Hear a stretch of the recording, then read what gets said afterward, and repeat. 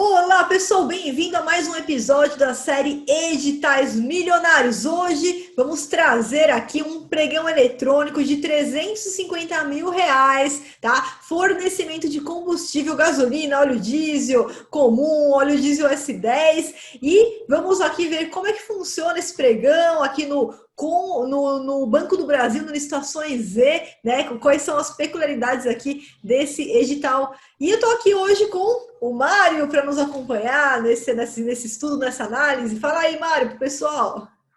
Boa tarde, pessoal. Já vou agradecendo a presença de todos vocês aí, né, nesse bate-papo e agradecendo também a nossa professora Flávia pela oportunidade de a gente poder participar. Obrigado a vocês todos. Então vamos lá, Marião, vamos começar aqui, ó.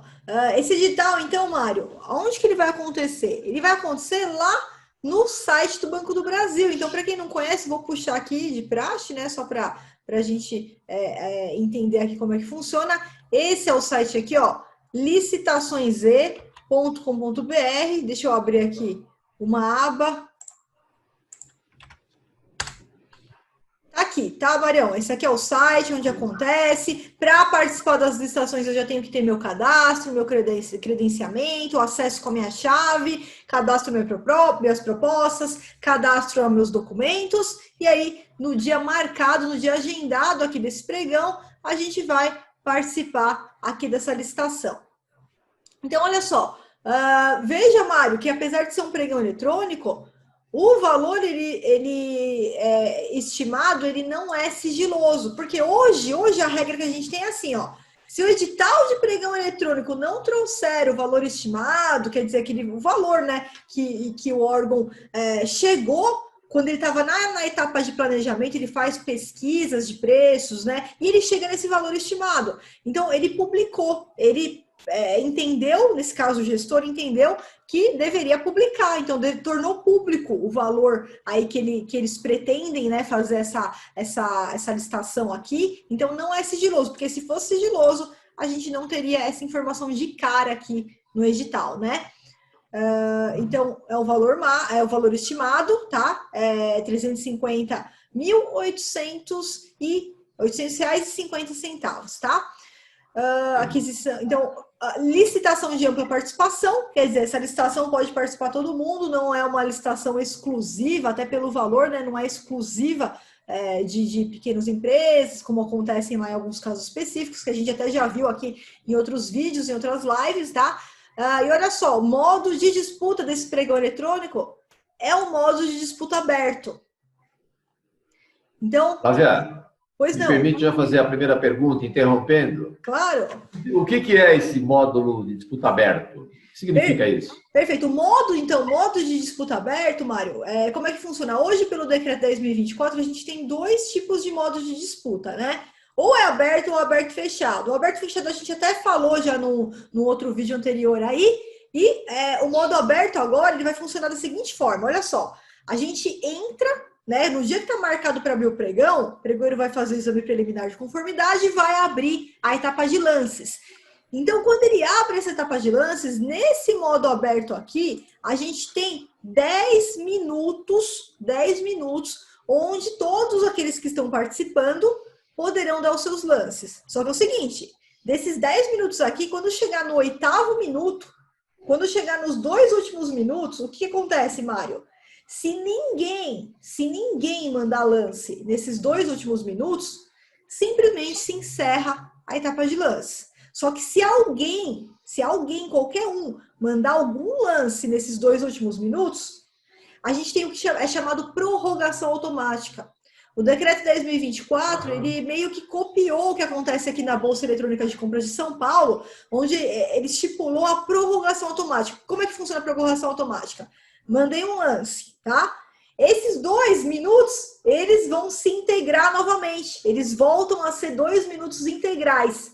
Então, mais 2 minutos, fica lá 2 minutos.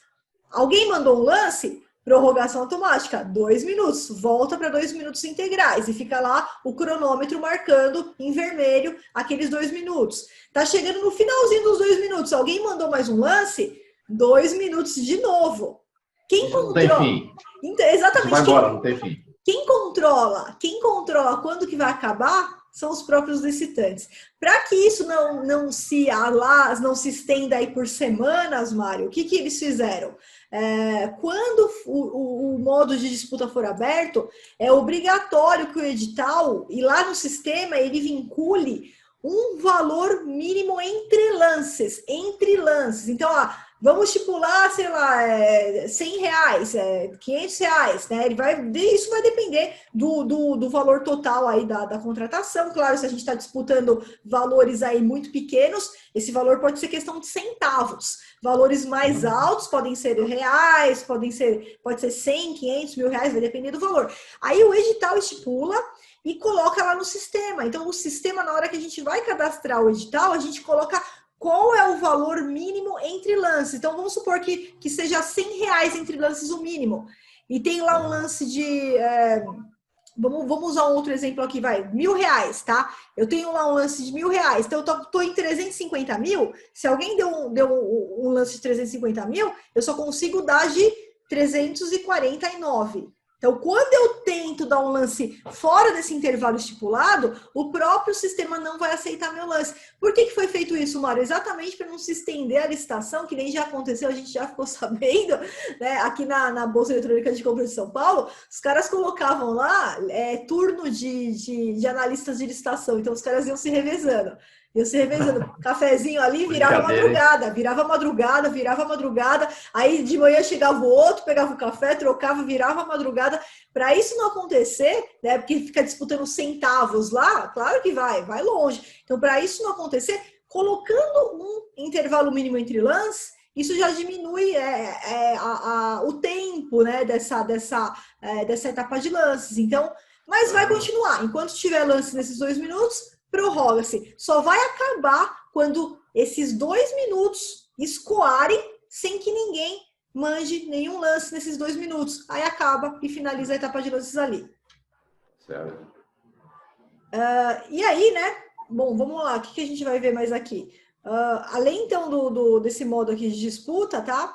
Então, tem que ter o credenciamento lá no Licitações E, nesse caso, do Banco do Brasil. Então, é sempre o edital que traz qual é o site, qual é o provedor onde vai acontecer aquela licitação, né? Envio da proposta também é prévio, como acontece hoje com o Decreto 10.024, a gente cadastra tanto as nossas propostas, quanto todos os documentos de habilitação, né, que vão ser solicitados, eles são cadastrados previamente, antes da abertura do pregão, porque depois que o pregoeiro abre, não tem mais como. Ó, esse pregão aqui, ó, Mário, ele vai utilizar também o SICAF, né? Então, às vezes a pessoa acha que SICAF só usa no Comprasnet, não é verdade.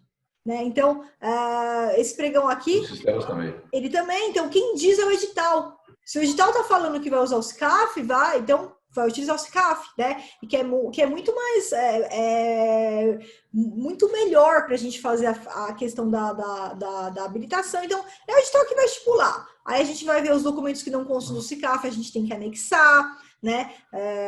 Vamos seguir aqui exatamente. E aqui tem a parte do recurso também, né? Então, depois que a gente já julgou todas as propostas, declarou o vencedor, a gente abre aqui a nossa etapa recursal, que é tudo pelo sistema, tudo eletronicamente, né?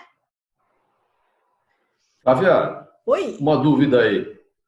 Quais são os prazos para esses recursos aí? Como é que funciona isso daí? Perfeito. Mário, isso aqui é muito interessante, né? Porque outro dia até teve um aluno que me questionou em relação ao prazo. A gente tem alguns julgados, tá? Que, apesar da gente não ter na lei, assim, ó, vamos lá, vamos começar. Para começar, o recurso do pregão ele tem que ser dividido em 2 fases. A primeira fase é manifestar de forma imediata e motivada a intenção de recorrer. Isso significa que eu tenho que estar presente na hora que o pregoeiro abrir a etapa recursal. Tem um campo próprio que eu vou lá e manifesto. Olha, eu quero recorrer contra a habilitação do primeiro colocado, porque o documento dele está errado, contra a classificação do segundo, porque tem um erro lá na proposta dele. Pronto, de forma sucinta. Essa é a primeira etapa. Aí eu não preciso de colocar detalhes nenhum, né? Legais, né? Exatamente. Não deve ser nada, né? Só dizer o motivo mesmo. Curto e grosso. Sucintamente, você só tem que falar por que você vai recorrer, contra o que e por quê. Contra o quê e por quê? Então, de forma imediata e motivada. Então, essa motivação é uma motivação sucinta. Desde que você também, Mário, tem que ter só um cuidado aqui. Os motivos que você levantar agora são os motivos que você vai ter depois do prazo de 3 dias para manifestar as razões recursais. Então, se eu levantei... Aí sim eu entro com detalhes, né? Isso. Aí, se eu levantei um único motivo, eu quero recorrer contra a habilitação do primeiro por causa do documento X, tá?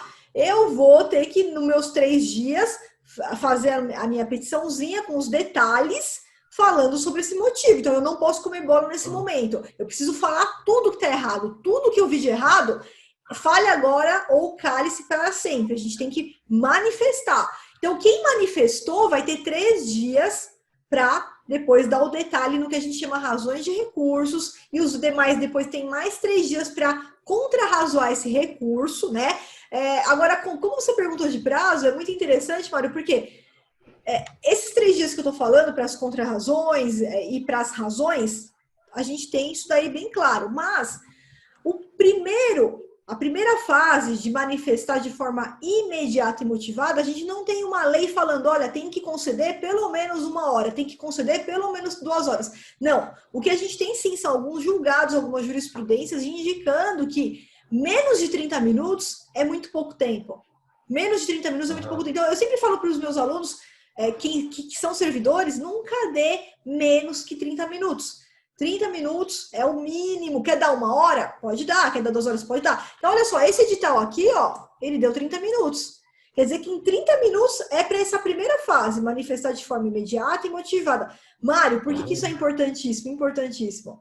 O sistema do Banco do Brasil, tá? Não sei se nesse momento que você está vendo esse vídeo agora, talvez esse erro já tenha sido corrigido, tá? Agora, enquanto eu estou gravando esse vídeo, ainda tem a questão que o sistema, ele deixa aberto, vamos dizer assim, a aba de manifestar esse recurso, ele deixa aberto por 24 horas. Não é o prazo que a gente tem para recorrer. Às vezes o licitante se confunde e fala, ele entra lá 5 horas depois e fala, opa, tá aberto aqui, deixa eu manifestar meu recurso.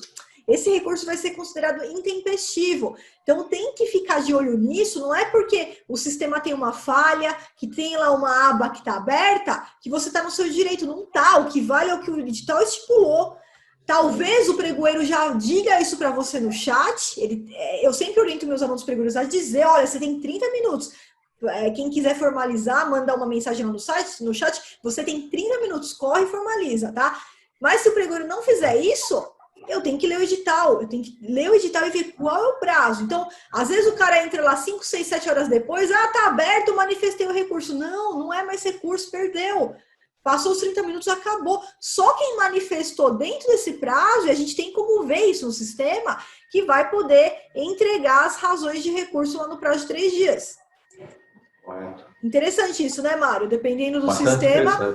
Porque você viu, porque que eu sempre falo para os meus alunos, às vezes o aluno, né, ele fala, professora, você me ensinou aqui a participar no curso, né, que a gente tem, tanto do Comprasnet quanto do Banco do Brasil, mas eu estou com outro sistema aqui. Os sistemas, eles têm que ser parametrizados com as normas. Então, uma vez que a gente tem o conhecimento da norma, que a gente entendeu como é que funciona, que a gente entendeu a base, o sistema, ele vai ter que ser adaptado, ele vai ter que estar parametrizado. Então, uma vez que você aprende, né, você consegue liderar qualquer tipo de sistema. Você já sabe como é que funciona, o que pode, o que não pode, o que você tem que evitar, né? Claro, verdade. E é isso daí, então, Mário. Acho que esse edital aqui é bem bacana, né? Porque apesar de ser pelo Banco do Brasil, né? Ele traz aí várias vertentes que a gente já viu aí em outros vídeos, outras aulas aqui a respeito de estar parametrizado assim como o Comprasnet está, né? Porque eles estão parametrizados com o Decreto 10.024, tá? Então, conhecendo bem profundamente o Decreto 10.024, conhecendo todo o passo a passo, né? A rota do analista, a rota do pregoeiro, cada vez você vai ficando melhor, você vai conseguindo identificar erros no edital que poderiam te prejudicar e não vão te prejudicar porque você conseguiu identificar, vai conseguir impugnar o edital, erros no julgamento que poderiam te prejudicar, mas não vai, porque você identificou e vai poder fazer um recurso, né? Vai poder fazer aí as suas razões recursais aí com toda a segurança e cada vez ganhar mais licitações, né? Aumentando aí o número de licitações que você vai ganhar ao longo da sua trajetória profissional. Então, Mário, é isso daí, ó. Acho que tem mais alguma coisa aí para falar por hoje. Ô, Flávia, só mais uma dúvida aqui, uma curiosidade. Claro. Eu sou um proponente, eu estou participando desse pregão eletrônico, fiz os meus lances e tal. Até que momento que eu posso desistir? Eu posso desistir de um lance que eu tenha feito nesse pregão? Até que momento que eu posso desistir do lance? Ótima pergunta, Mário. Isso daí é muito comum. Acontece já de pessoas que chegam assim desesperadas, né? Que mandaram um lance lá sem calcular direito e começam a ligar para o pregoeiro para pedir para o pregoeiro desclassificar, tá? Não pode acontecer isso, porque se você quer desistir do pregão, o momento para você desistir, ó, olha só, início da sessão eletrônica, dia 5/11 às 10 horas. Você teria até antes desse prazo para desistir como? Cadastrei a minha proposta, tá? Aconteceu alguma coisa, não vou mais poder participar, eu tenho que entrar antes desse horário e deletar a minha proposta. Essa é a única forma de você desistir. Depois das 10. Então, aí eu vou te falar dos lances que você perguntou, né? Vamos só voltar um pouquinho aqui, eu tô falando da proposta. Você não consegue desistir da proposta depois que o pregoeiro abriu. O pregoeiro abriu às 10 horas, eu não tenho mais como desistir da proposta. Aí a gente vai para a fase de lances, Mário. E aí que vem esse erro aí. Às vezes a pessoa calculou errado e mandou lá um erro, um lance lá. Então, tem duas possibilidades. Se tratar de um erro de digitação, erro de digitação tem que ser aquele que é gritante. Por exemplo, a gente tá... É grosseiro mesmo, né? Grosseiro, a gente está disputando aqui, ó, 350 mil reais. Aí, de repente, aparece um lance de 300 reais. É claro que a pessoa apertou o número errado lá, achou que estava mandando 300 mil e mandou 300 reais. O pregoeiro que tem que excluir. Não tem botão de excluir lances na tela do fornecedor, mas tem na tela do pregoeiro. Então, o que eu faço nesse caso? O pregoeiro tem que estar de olho. Viu um lance desse, é um absurdo, é um erro de digitação, ele vai lá e exclui o lance. Ponto. Agora, o que acontece, Mário, muitas vezes as pessoas calcularem o lucro errado, né? Errado. E aí manda lá na ânsia de ganhar, manda o lance e ganha. Aí começa a ligar, pelo amor de Deus, me desclassifica. O pregoeiro não pode desclassificar. Ele vai passar, sim, por um exame de execuibilidade. O que é isso? Vamos ver se os custos estão cobertos. Porque se os custos estiverem cobertos, o licitante ele vai ter que dar, ele vai ter que cumprir, né, aquela proposta. Então, é muito importante que eu sempre falo para os meus alunos, tenha na ponta do lápis qual que é o valor mínimo que você pode chegar. Não participa de licitação nenhuma sem calcular na ponta do lápis, porque o empresário, né, o analista de licitação, ele pode ser empresário, ele pode representar outras empresas, e aí não é ele que vai calcular o preço, né? Então, ele tem que sentar com o empresário que está contratando ele e falar, meu amigo, qual que é o mínimo que você quer que eu chegue aqui? Me fala o mínimo, em centavos. Olha, menos que 1 centavo disso aqui eu não posso chegar. Ah, tá, então, ó, para esse contrato aqui, ó, eu posso chegar até 290 mil e 333 reais. 32 não me interessa, é 333, 32 não me interessa. Pronto, tá claro. Não vou passar disso, né? E se for erro de digitação, já aí sim ligar para o pregoeiro, né? Se talvez o pregoeiro está comendo bola ali e não viu, para pedir para excluir aquele lance. Tá certo. Tá ótimo, Flávio. É isso aí, Marião. Então, muito obrigada aí. Olha só, você que ainda não é inscrito no nosso canal, clica aqui, se inscreve, ativa as notificações para você não perder nenhum dos conteúdos que a gente traz aqui de primeira mão, com todas as dicas para você ter sucesso aí nas licitações. E deixa aqui seu comentário, deixa aqui seu like. Muito obrigada, Mário, aí também pela sua participação aí. Um abração para você. Olha, eu agradeço então o pessoal que participou aí desse bate-papo, né? E agradeço a professora Flávia mais uma vez pela chance de eu poder participar também. Obrigado, Flávia. Eu que agradeço, Marião. Sempre uma honra aí sua companhia. Então é isso aí, pessoal. Muito obrigada. Até a próxima live. Um beijo no coração de cada um de vocês. Tchau, tchau. Tchau, tchau.